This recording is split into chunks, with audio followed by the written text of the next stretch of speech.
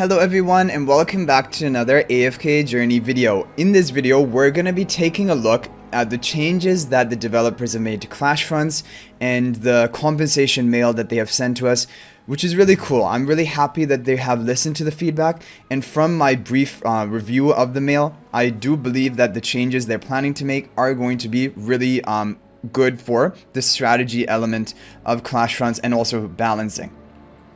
Okay, and there's another thing we have to talk about. We're going to be also looking at our CLASHFRONTS results for today. Okay, so let's take a look. Dear Magister, following the beta launch of the new CLASHFRONTS mode, we received lots of feedback and suggestions from the community.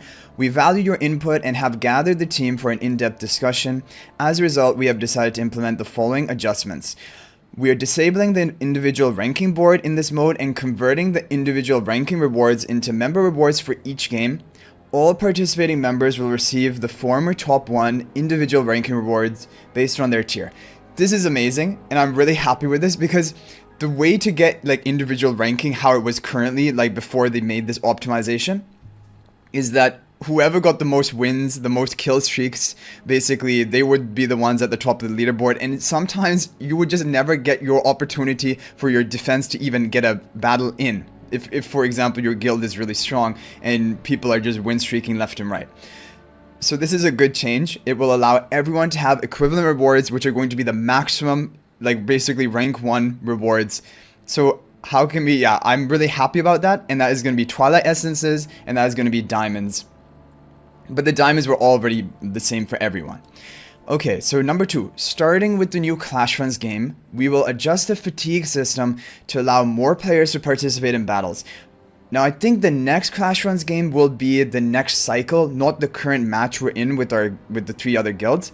And this is going to be a good thing, because this will mean that the people with the strongest defenses are not just going to be able to sweep the floor with everyone they come into contact with. And this is what I thought was going to be the case. I thought after doing 3 consecutive wins, your fatigue would be so debilitating that like maybe if you have Paragon 4 heroes, you could get a couple more wins, but then you're done at 5. But right now, people are win streaking up to 17, 20 win streaks, even with a team of Supreme Plus heroes, which that should not be the case. It eliminates kind of the strategy element of like positioning, and it makes the people with the strong defenses untouchable, immortal basically, no matter how high their fatigue gets.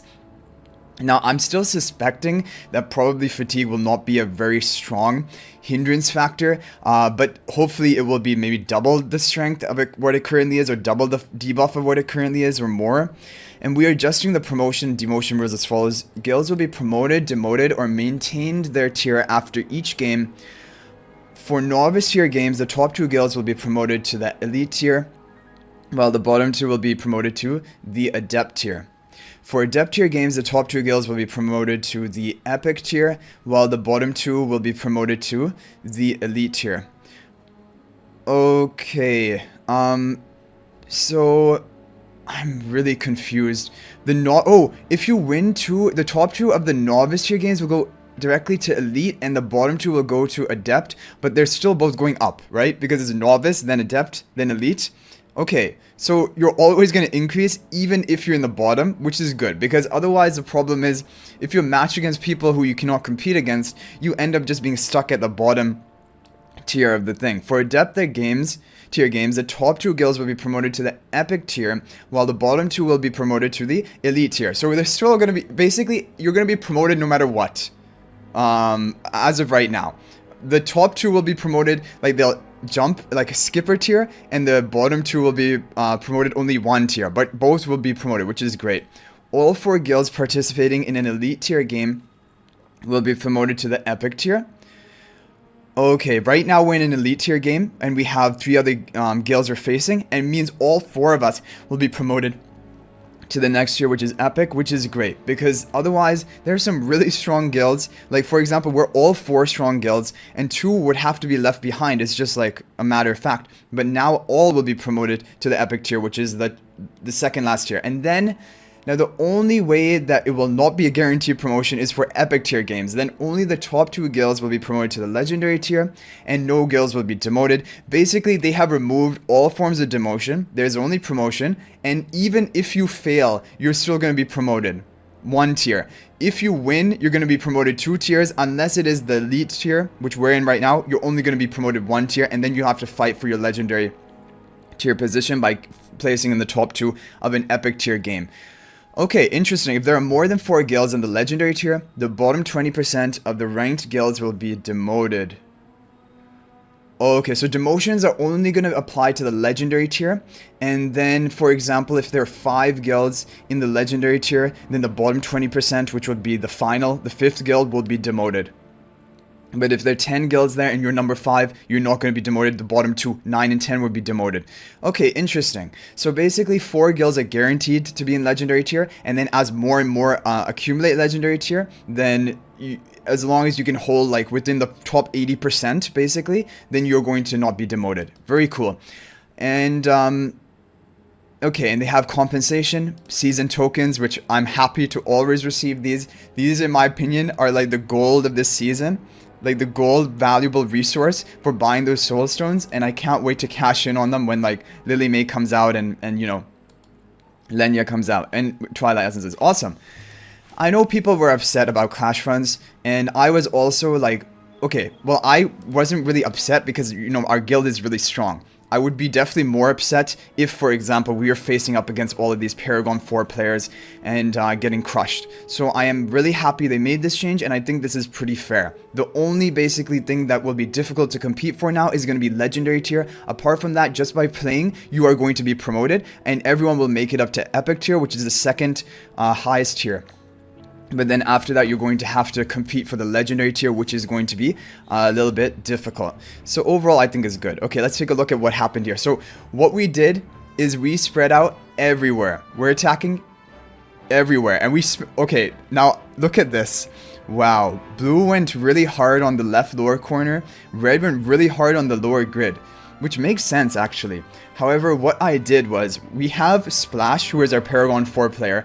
He has his vanguards on all of these 4, so the 4 center square grids and also the bottom grid. Because we knew that solo leveling was going to try to reclaim, because these are the only places they can play. And so we needed a strong vanguard here. So what I'm expecting is Splash is just going to solo everything. Because right now they still haven't made the changes to fatigue, and it is going to be unfair. Until they make those changes, and hopefully they're gonna up the nerf factor by a lot for the fatigue. And the reason why we're also spreading out and attacking everything is because, let me show you before we take a look at the results, the event that is going on, and you need to pay kind of close attention to these events. So everyone, just by playing actively, you're going to be able to get all of these base rewards. But for the battle rewards, now have they given this to everyone? No, I think I just got it now because I managed to have my team actually play some battles, because normally you cannot defeat heroes if your team never goes into battle. So what we're doing is we're spreading everyone all over the grids so that everyone can have a little bit of a chance of battling and getting some kills against enemy heroes so that they can complete these missions. Otherwise, you're going to leave these behind. You're not going to be able to pick up these season tokens, these Twilight Essences. We only have 1 day left for this event, so I'm not going to be able to get all these rewards. I just want to get the season tokens. I don't care about Twilight Essences. I don't care about them pretty much at all, but I want the season tokens. So hopefully I can get one more battle like streak in tomorrow or something, and yeah.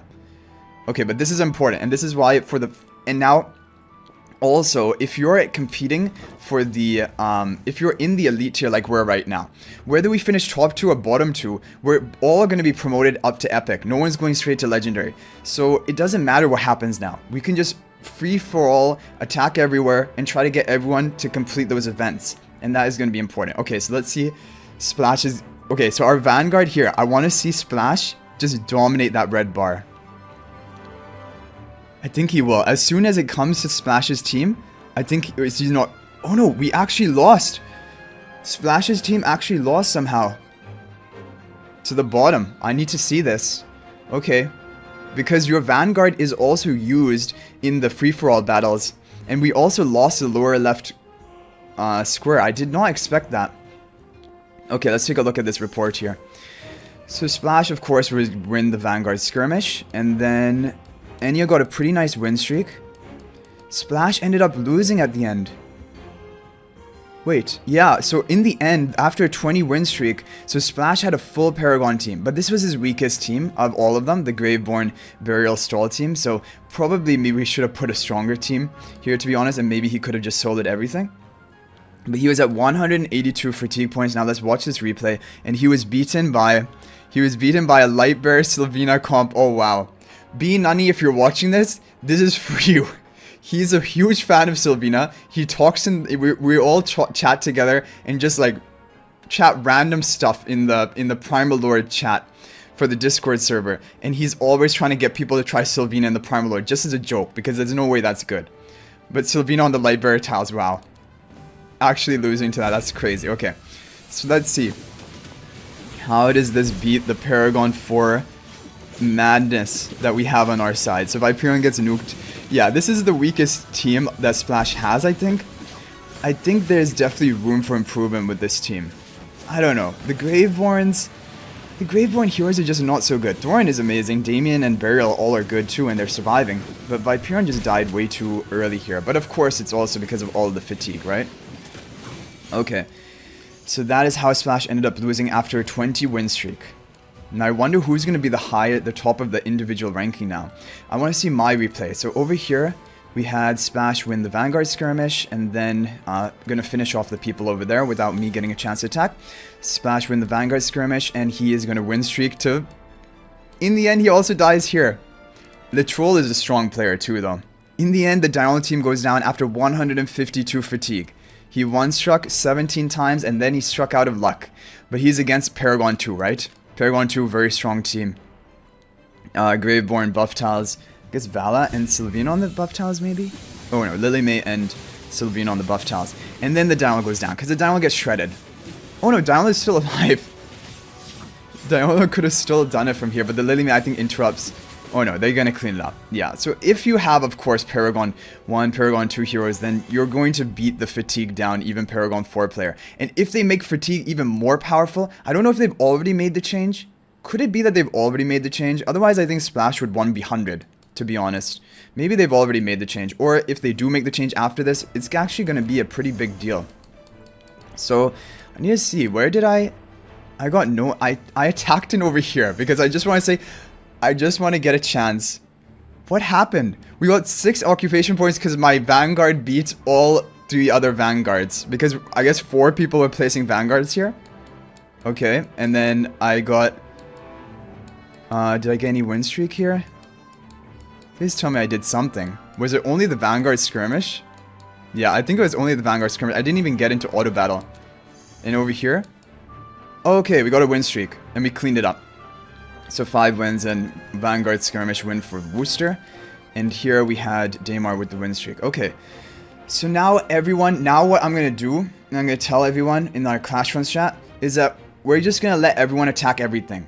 So solo leveling has a grid, Asylum has a grid, Olympians have a grid. Everyone can attack basically all their surrounding adjacent things. We're going to like distribute all of our power kind of evenly and just have everyone get a chance of completing the event, because you only have 1 day left on that. Basically only one more deploy phase to try and complete that event. And as for the rankings, or not this, reward rankings, individual rewards, so elite, yeah, we're gonna go up to epic, and everyone is guaranteed to be epic just by active play.